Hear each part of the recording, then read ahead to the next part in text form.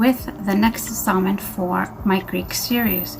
So this episode is all about the Greco-Bactrian Kingdom, aka Afghanistan.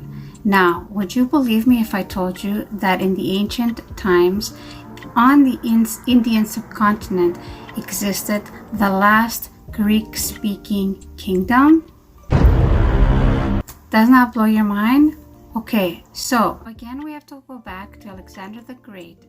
After his death and after all his generals had divided up all his territories, Seleucus took the easternmost provinces, and the easternmost part of that was Bactria.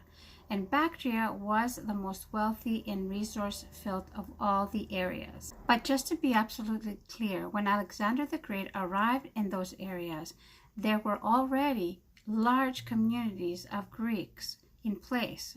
And the reason was because for hundreds of years, the Persian Empire used this area to deport Greeks from northern Africa or mainland Greece that were disloyal or were untrustworthy. And there were times when large cities or larger communities were altogether moved to this area. And so over hundreds of years, they established these Greek enclaves, these Greek communities. And in fact, during the reign of King Darius I, he was known to have deported a whole city.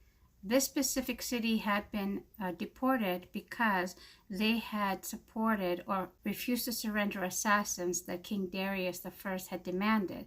And once he took over the city, he deported them all to the easternmost reaches of his existing empire, which was Bactria. In the 2nd century BC, due to a coup, Bactria, Greco-Bactria, split into two, into Greco-Bactria, into the Indo-Greek kingdom. And that's where we meet Menander I, who was ethnically Greek, and he was a Buddhist, and because of him, many Greeks converted to Buddhism. Menander I was a great patron of Buddhism, and he also promoted the art of Buddhism and the promotion of Buddhism into his kingdom.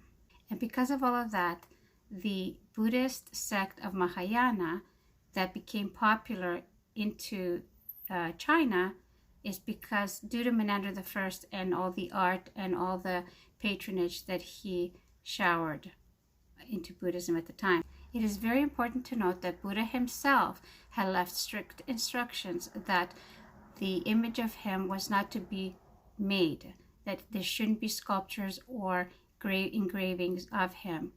However, because of the influence of the Greeks, now Buddhism is synonymous with sculptures and those statues of Buddhas that we all know today. Also, Bactria, because of its position, was located right on the crossroads of the Silk Road. And the markets were full of diverse products that came from all over the world, mainly from China. Does that sound familiar? And because the Greco-Bactrian kingdom came to an end in 125 BC due to the invasion of an Indo-European nomadic people from China.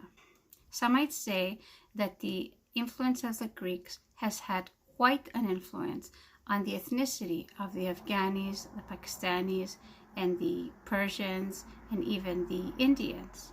And you might even say or explain why you can see lighter-skinned, lighter-eyed, lighter-haired people in those countries when you're more used to seeing people that are brown hair and brown skinned. The other thing is that the Greeks left quite a mark on the infrastructure, the language, the religion, the arts, and the coinage. And even today, you can see them all over Pakistan, Afghanistan, Uzbekistan, India.